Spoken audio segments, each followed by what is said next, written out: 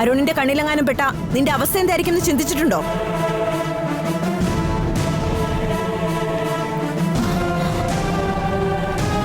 ഞാൻ ഇവരോട് ഇങ്ങോട്ട് വരാൻ പറഞ്ഞു.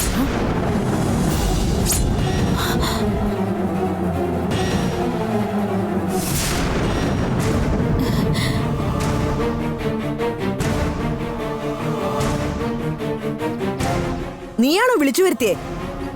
ഇവള് നിന്നെ ഇവിടുന്ന് കടത്തിക്കൊണ്ടു പോയതും നിന്നെ പോലെ വേഷം കെട്ടിയതൊക്കെ നീ മറന്നല്ലേ? ഞാൻ അതൊന്നും മറന്നിട്ടില്ല. എനിക്ക് ശരിയെന്ന് തോന്നുന്നത് മാത്രമാണ് ഞാൻ ചെയ്യുന്നത്. എന്റെ കാര്യത്തിൽ തലയിടരുതെന്ന് പറഞ്ഞിട്ടില്ലേ? നിങ്ങൾ വാ.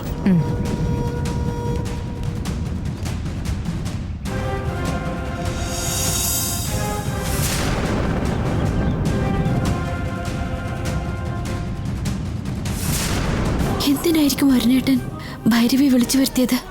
ഒന്നും മനസ്സിലാവുന്നില്ലല്ലോ.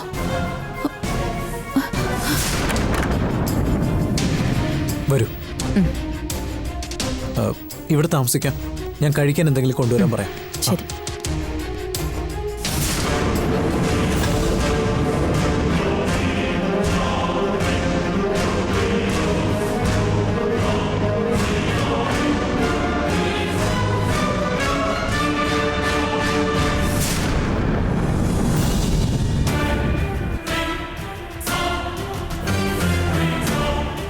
ഭൈരവിയുടെ സ്വഭാവം മോശമാണെന്ന് അറിഞ്ഞിരുന്നിട്ടും എന്തിനാ അവളെ വീണ്ടും ഇങ്ങോട്ടേക്ക് വരുത്തിയത്?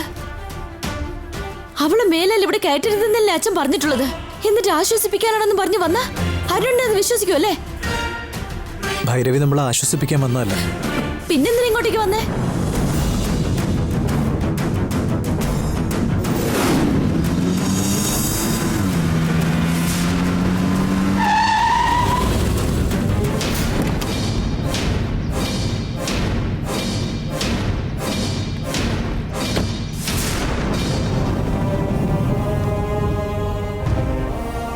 നിങ്ങൾ എന്റെ വഴി തടഞ്ഞു നിൽക്കുന്നതിനാ. എനിക്ക് അരുണിനോട് കുറച്ച് സംസാരിക്കണം. എന്നെ കടത്തിക്കൊണ്ടുപോയ ഫാക്ടറിയിൽ അടച്ചിട്ടവരാ നിങ്ങൾ. ഇനി നിങ്ങൾക്ക് എന്ത് സംസാരിക്കാനാ? ആ സമയം നിന്നെ ഞാൻ കടത്തിക്കൊണ്ടുപോയത് കാലചക്രം സ്വന്തമാക്കാനുള്ള എൻ്റെ ആഗ്രഹം കൊണ്ടായിരുന്നു. എന്നാൽ ഇപ്പോ എനിക്ക് അത്തരം ആഗ്രഹങ്ങളൊന്നുമില്ല. ഇപ്പൊ ഞാൻ നിന്നെ കാണാൻ വേണ്ടി വന്നത് ദേവസേനയെ പറ്റി പറയാന്. ഞാൻ ആ കൊട്ടാരത്തിലുണ്ടായിരുന്നപ്പോ ദേവസേനയുടെ ജാതകം കാണാനിടയായിട്ടുണ്ട്. ദേവസേനയ്ക്ക് 8 വയസ്സ് പൂർത്തിയായി കഴിഞ്ഞ് 3-ാമത്തെ മാസത്തിൽ ഒരാപത്ത് നിലനിൽക്കുന്നുണ്ട്. ദേവസേനയെ ആ ആപത്തിൽ നിന്ന് രക്ഷിക്കണമെന്നുണ്ടെങ്കിൽ ഞാൻ ആ കൊട്ടാരത്തിൽ ഉണ്ടായേ പറ്റൂ. അവിടെ കൊട്ടാരത്തിൽ വന്ന് താമസിക്കാൻ ദേവസേനയെ വെച്ച് അടുത്ത നാടകം കളിക്കുകയല്ലേ? നിങ്ങൾ ഈ പറയുന്നൊന്നും ഞാൻ വിശ്വസിക്കില്ല.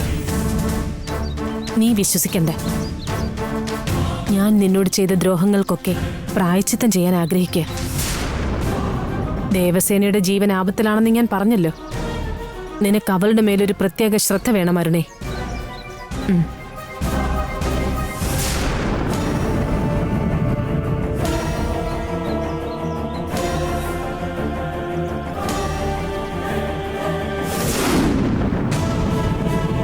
ദേവസേനയ്ക്ക് കഷ്ടകാലെന്ന് അവർ പറഞ്ഞപ്പോൾ ഞാൻ വിശ്വസിച്ചില്ല. എന്നാ എന്റെ കൺമുമ്പിൽ തന്നെ അങ്ങനെ ഒരു സംഭവം നടന്നു കഴിഞ്ഞപ്പോ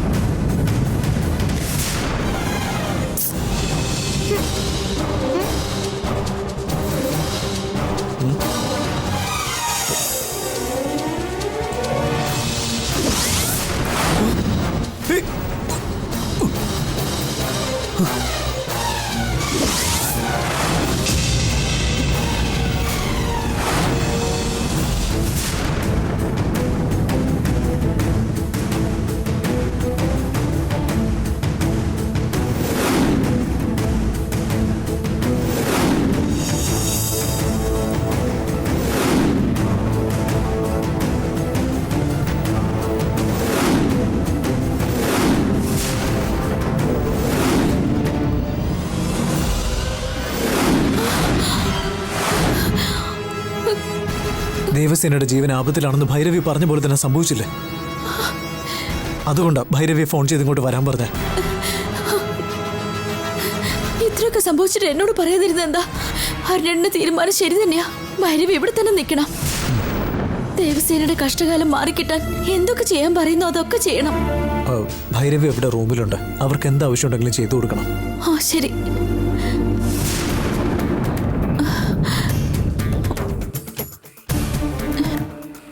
ഭൈരവി ദേവസേനെ രക്ഷിക്കാൻ വന്നതാണെങ്കിൽ പോലും ആ നാഗനന്ദിന്റെ സുകുമാരൻ ഔട്ട് ഹൗസിലുണ്ടെന്നറിഞ്ഞ അത് വലിയ പ്രശ്നമായി മാറുമല്ലോ. അരുണേട്ടനെ അറിയിക്കും അവര്. അങ്ങനെ ഒരു പ്രശ്നം നേരിടുന്നതിന് മുൻപേ ഭൈരവിയോട് എന്തെങ്കിലും പറഞ്ഞ് ഇവിടുന്ന് പറഞ്ഞയച്ചേ പറ്റൂ.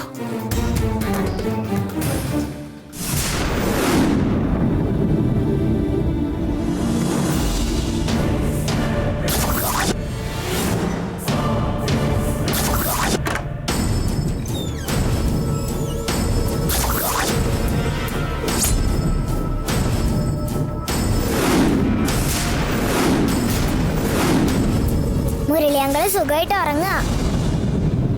അവന്റെ കയ്യിൽ കെട്ടിരിക്കുന്ന ചുമന്ന നിറത്തിലുള്ള ചരട് കണ്ടോ നീ? ആ അമ്മേ, ബ്ലാക്ക് ആൻഡ് റെഡും അല്ലേ? അവനെ ഉറക്കത്തിൽ നിന്ന് എണീപ്പിക്കാതെ നീ വേഗം പോയി ആ ചരട് അഴിച്ചോണ്ട് വാ. ശരി അമ്മേ.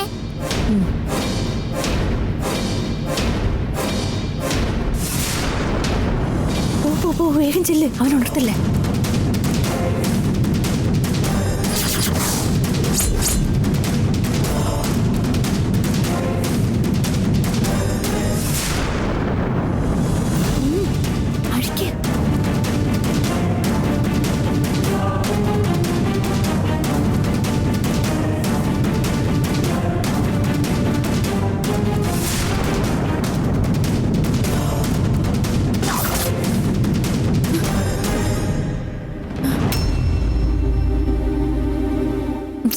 എങ്ങനെയല്ല അഴിക്കാൻ നോക്ക്, വേഗം ആവട്ടെ മോളെ, അല്ലെങ്കിൽ അപ്പുറത്ത് നിന്നിട്ട് അഴിക്കാൻ നോക്ക്.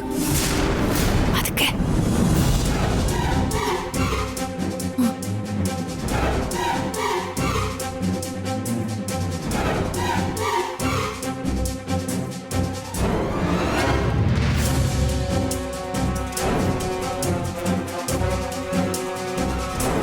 വേഗം കട്ട് ചെയ്യാൻ നോക്ക് മോളെ.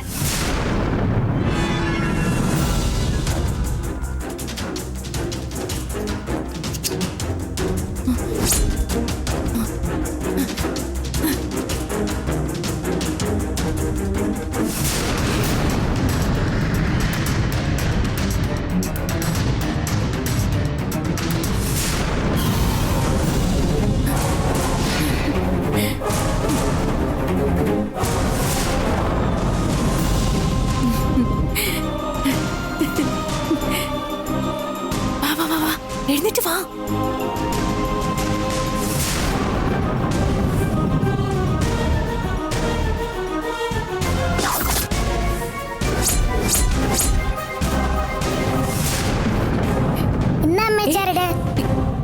ഇത് അമ്മയുടെ അടുത്തേക്ക് കൊണ്ടുവരില്ലേ? അമ്മയ്ക്ക് ഇത് ആപത്ത് വരുത്തും. അപ്പൊ ഇത് എന്താ ചെയ്യണ്ടേ? ഇത് ദൂരെ എവിടെയെങ്കിലും വലിച്ചെറിഞ്ഞ് കളഞ്ഞിട്ട് മോള് വേഗം കൈ കഴുകുക. ശരി അമ്മേ.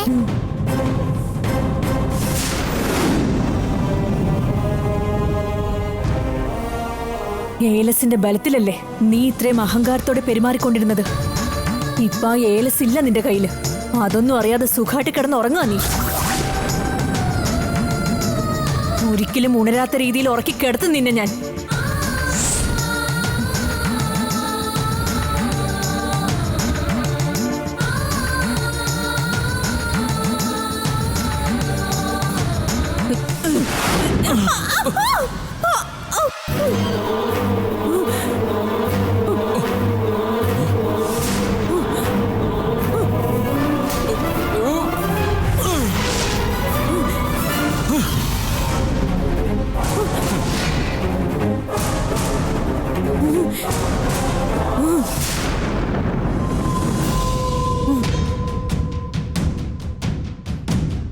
എന്റെ കൈ കിടന്നിരുന്ന ഏലസ് ആരും അറിയാതെ അഴിച്ചു മാറ്റിയിട്ട് എന്നെ കൊല്ലാൻ നോക്കായിരുന്നല്ലേ? എനിക്കറിയായിരുന്നടി നീ ഇങ്ങനെയുള്ള എന്തെങ്കിലുമൊക്കെ മണ്ടത്തരങ്ങൾ കാണിച്ചു കൂട്ടി എന്നെ കൊല്ലാൻ ശ്രമിക്കുമെന്ന്. അതുകൊണ്ട് തന്നെയാ വായുടെ കയ്യിൽ നിന്ന് വേറെ ഏലസ് കൂടി ജപിച്ച് വാങ്ങിച്ച് ദേ കെട്ടിയിട്ടിരിക്കുന്ന കാണു നീ. നീ എന്താടി ഞാനൊരു മണ്ടനാണെന്ന് കരുതിയോ? എടി ജാനകി, എന്റെ അച്ഛനെ നീ നിന്റെ ചതിയിലൂടെ കൊന്നു കളഞ്ഞതല്ലേ? പക്ഷെ എന്നെ അത്ര എളുപ്പത്തിൽ നിനക്കൊന്നും ചെയ്യാൻ സാധിക്കുമെന്ന് കരുതണ്ട. എത്ര നാളിങ്ങനെ രക്ഷപ്പെടും നീ? എന്റെ അരുണേട്ടനെ നീ ആക്സിഡന്റിൽ പെടുത്തിയതിന് ഉടനെ തന്നെ ശിക്ഷ അനുഭവിക്കും നീ. നീ വെല്ലുവിളിക്കുകയാണല്ലേ? നിന്റെ മോളെ അരുണിനെ നിനക്ക് രക്ഷിക്കാൻ പറ്റുമെങ്കിൽ നീ അവരെ ഒന്ന് രക്ഷിച്ച് കാണിക്കേ. രക്ഷിച്ചിരിക്കും ഞാൻ അവരെ.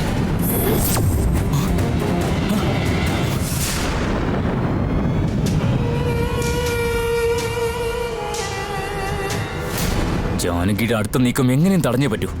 അവളെ ഏത് വിധേനെങ്കിലും എനിക്ക് ബന്ധിച്ചു വെച്ചേ മതിയാകൂ.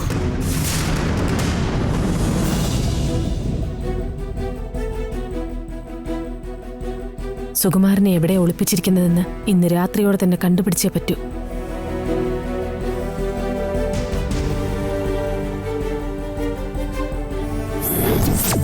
ഭൈരവി എന്തിനാ ഈ രാത്രി നേരത്തെ ചുറ്റിത്തിരിഞ്ഞ് നടക്കുന്നത്? അവളോട് തന്നെ പോയി ചോദിച്ചറിയാം.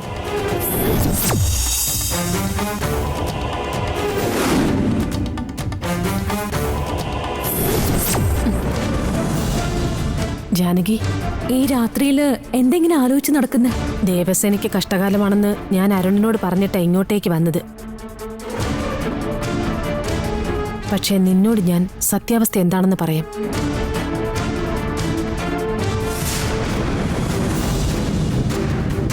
നന്ദിനിയെ അവളുടെ അനിയത്തി ഉപയോഗിച്ച് മാത്രമേ കൊല്ലാൻ പറ്റൂ എന്നുള്ളതുകൊണ്ട് തന്നെ ആ മാധവിയും നാഗനന്ദിനും നന്ദിനിയുടെ അനുജത്തി ആരാണെന്നറിയാൻ തിരയുകയാണ്. നന്ദിനിയുടെ അനുജത്തി ആരാണെന്നുള്ള സത്യം തിരിച്ചറിയാൻ വേണ്ടി നന്ദിനിയുടെ കൂടെ താമസിച്ചിരുന്ന സുകുമാരനെ അവർ പിടിച്ചുകൊണ്ടുവന്ന് ഇവിടെ എവിടെയോ മറച്ചു വെച്ചിരിക്കുകയാണ് ജാനകി. സുകുമാരന്റെ ജീവൻ എന്തെങ്കിലും ആപത്ത് സംഭവിച്ചാൽ നന്ദിനിക്ക് ഇപ്പോഴുള്ള കോപം ഇരട്ടിയായി മാറിക്കൊണ്ട് അവളെ കൊട്ടാരത്തെയും ഇവിടെ ഉള്ളവരെ നിശേഷം നശിപ്പിച്ചു കളയും. അതുകൊണ്ട് തന്നെ സുകുമാരനെ എവിടെയാ മറച്ചു വെച്ചിരിക്കുന്നതെന്ന് കണ്ടുപിടിച്ച് രക്ഷിച്ചെടുത്തേ മതിയാവൂ. സുകുമാരൻ എവിടെയാണുള്ളതെന്ന് അന്വേഷിച്ചുകൊണ്ടിരിക്കാൻ ഞാൻ. സുകുമാരനെ എവിടെയാണ് മറച്ചു നിർത്തിയിരിക്കുന്നതെന്ന് എനിക്കറിയാനായിട്ടില്ല. പക്ഷെ നീയൊന്ന് ശ്രമിച്ചാൽ സുകുമാരൻ എവിടെയാണുള്ളതെന്ന് കണ്ടുപിടിക്കാൻ നിനക്ക് കഴിയും. എനിക്കൊരു സഹായം ചെയ്തൂടെ ജാനകി? നിങ്ങളിപ്പോ ഈ കൊട്ടാരത്തിലേക്ക് വന്നതിന് പിന്നില് വേറെന്തെങ്കിലും കാരണം കാണുമെന്നാ ഞാൻ സംശയിച്ചിരുന്നത്. ഇപ്പോ എന്റെ സംശയമെല്ലാം മാറി ഭൈരവി. ഇതിനു മുൻപ് നാഗനന്ദിയൻ സന്ധ്യയെ കൊന്നുകളഞ്ഞപ്പോഴാ നന്ദിനി അച്ഛന്റെ ജീവൻ എടുത്തത്. ഇനിയിപ്പോ സുകുമാരനും കൂടി എന്തെങ്കിലും സംഭവിച്ചാ ഒരിക്കലും അടങ്ങിയിരിക്കില്ല അവള്. അതുകൊണ്ട് തന്നെ സുകുമാരനെ എത്രയും പെട്ടെന്ന് മോചിപ്പിക്കണമെന്ന ആശയത്തോട് ഞാനും യോജിക്കുക. ആ സുകുമാരനെ എവിടെ ഒളിപ്പിച്ചിരിക്കുന്നതെന്ന് ഞാൻ അന്വേഷിച്ച് കണ്ടുപിടിക്കാം.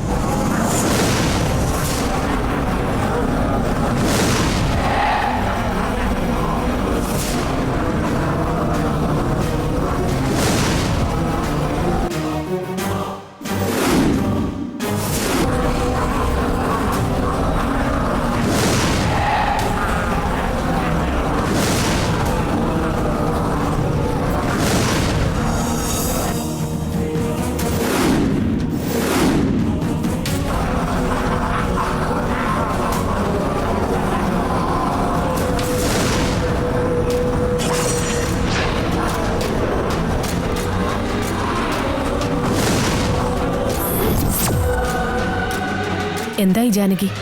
സുകുമാരനെ എവിടെയാണ് മറച്ചു വെച്ചിരിക്കുന്നതെന്ന് കണ്ടെത്തിയോ നീ? എല്ലായിടത്തും അന്വേഷിച്ചു ഞാൻ.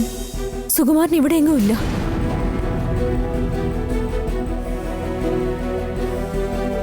ഇവിടെയെങ്ങും ഇല്ലെന്ന്? സുകുമാരൻ ഈ കൊട്ടാരത്തിലില്ലെങ്കിൽ പിന്നെ വേറെ എവിടേക്കായിരിക്കും മാറ്റിയത്? ഒരുപക്ഷെ ഇനി ഔട്ട് ഹൗസിലേക്ക് മാറ്റിയിട്ടുണ്ടാവോ? നീ ഔട്ട് ഹൗസിൽ നോക്കിയോ ജാനകി? ഞാൻ ശ്രമിച്ചതാ, പക്ഷേ ഔട്ട് ഹൗസിനുള്ളിലേക്ക് എനിക്ക് കടക്കാൻ കഴിയുന്നേയില്ല. ഏതോ ഒരു ശക്തി എന്നെ ഔട്ട് ഹൗസിലേക്ക് കടക്കാൻ അനുവദിക്കാതെ തടയാ.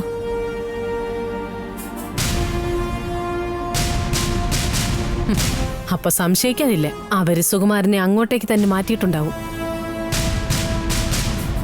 ശരി ജാനകി, എന്നെ സഹായിക്കാൻ കാണിച്ച മനസ്സിന് നന്ദി. ഇനി ഞാൻ നോക്കിക്കൊള്ളാം, നീ പൊയ്ക്കോ.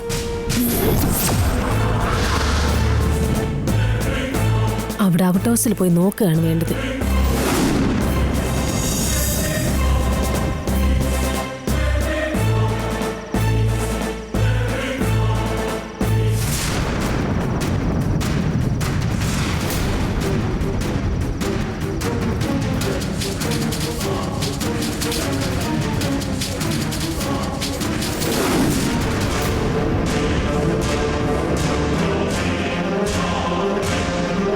അമ്മേ ചെല്ലാനമ്മേ ശരണം, അമ്മേ ശരണം, അമ്മേ ശരണം.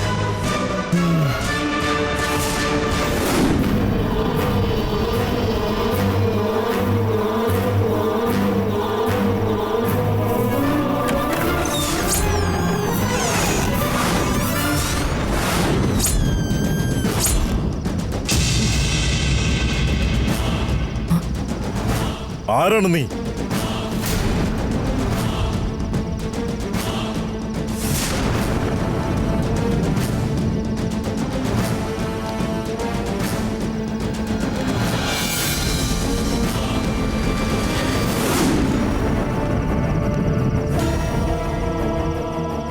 ചോദിച്ച കേട്ടില്ലേ? പറയാ. അതിനു മുൻപ് നീ ആരാണെന്ന് പറയും. അദ്ദേഹമാണ് നാഗനന്ദിയൻ.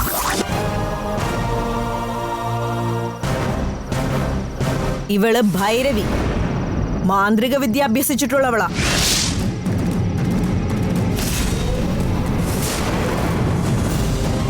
ഇപ്പൊ നീ എന്തിനാ ഇങ്ങോട്ടേക്ക് വന്നേ? ദേവസേനയ്ക്ക് കഷ്ടകാലമായതുകൊണ്ട് പരിഹാരം ചെയ്യാൻ വേണ്ടി അരുൺ വിളിച്ചിട്ട് വന്നതാ. ഔട്ട് ഹൗസിലിരുന്ന് ധ്യാനം ചെയ്യാന്ന് വിചാരിച്ചു ഞാൻ. പക്ഷെ ഇവിടെ വന്നപ്പോഴല്ലേ ഇദ്ദേഹത്തെ കണ്ടത്. ഇദ്ദേഹം ഈ കൊട്ടാരത്തിലേക്ക് വന്നിരിക്കുന്ന വിരുന്നുകാരനാണ്. നന്ദിനിയോട് പ്രതികാരം ചെയ്യാനായി ഗംഗയാണ് ഇദ്ദേഹത്തെ ഇവിടെ താമസിപ്പിച്ചത്. ഓ, അരുൺ എന്നോട് ഇങ്ങോട്ട് വരാൻ പറഞ്ഞതുപോലെ ഗംഗ ഇദ്ദേഹത്തെ വിളിച്ചു വരുത്തിയിരിക്കുകയാണല്ലേ. ഇദ്ദേഹത്തെ കണ്ടിട്ട് നന്ദിനിയെ കൊല്ലാൻ ശക്തിയുക്തനാണെന്ന് തന്നെ എനിക്ക് തോന്നുന്നത്. എങ്ങനെയായാലും അവളെ കൊല്ലുന്നത് എനിക്ക് സന്തോഷമുള്ള കാര്യമാണ്. അദ്ദേഹത്തെ കണ്ടിട്ട് നന്ദിനിയെ കൊല്ലാൻ ശക്തിയുക്തനാണെന്ന് തന്നെ എനിക്ക് തോന്നുന്നത്. എങ്ങനെയായാലും അവളെ കൊല്ലുന്നത് എനിക്ക് സന്തോഷമുള്ള കാര്യമാണ്. നന്ദിനിയെ അവസാനിപ്പിക്കാനുള്ള പോരാട്ടത്തില ഞങ്ങൾ ഇരുവരും. നാഗനന്ദിയൻ ഇവിടെ തങ്ങുന്ന കാര്യം അരുണിന് അറിയില്ല ഭൈരവി. നീയും അത് അവനോട് പറയരുത്. ഞാനിതറിഞ്ഞതായി ഭാവിക്കല്ല മാധവി. എന്നെ നിനക്ക് വിശ്വസിക്കാം. എന്തുകൊണ്ടെന്നാൽ ആ നന്ദിനി എന്റെയും ശത്രു തന്നെയേ.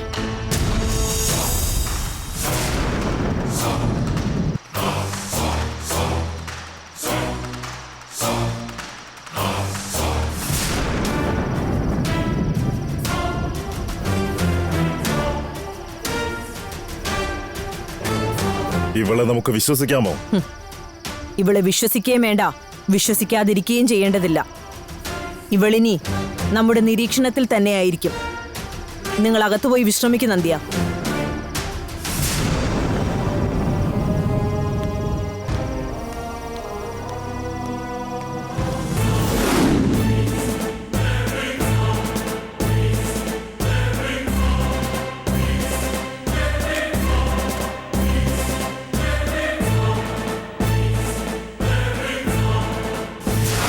ഹലോ, ഞാൻ ഭൈരവിയെ സംസാരിക്കുന്നേ.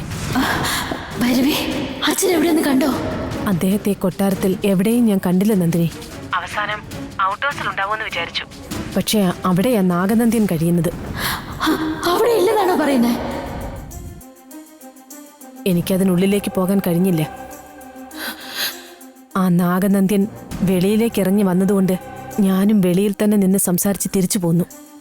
അപ്പൊ സംശയിക്കണ്ട, അച്ഛൻ ഔട്ട് ഹൗസിൽ തന്നെ ഉണ്ട്. വേണമെങ്കിൽ ഞാൻ അങ്ങോട്ട് വരാം. വേണ്ട, ഞാൻ കണ്ടുപിടിക്കാം. ഇപ്പോഴത്തെ അവസ്ഥ നിന്നെ അറിയിക്കാനാണ് നന്ദിനി ഞാൻ ഫോൺ ചെയ്തത്. നീ ഒന്നുകൊണ്ടും വിഷമിക്കണ്ട. സുകുമാരൻ എവിടെയാണെങ്കിലും കണ്ടുപിടിച്ച് ഞാൻ കൂട്ടിക്കൊണ്ടുവരാം. ബൈ.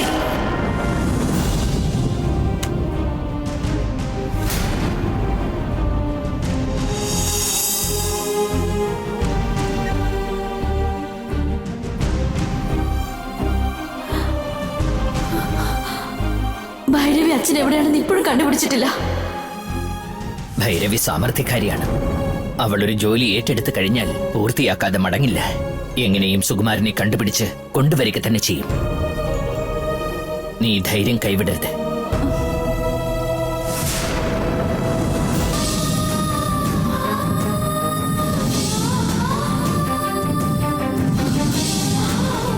അച്ഛാ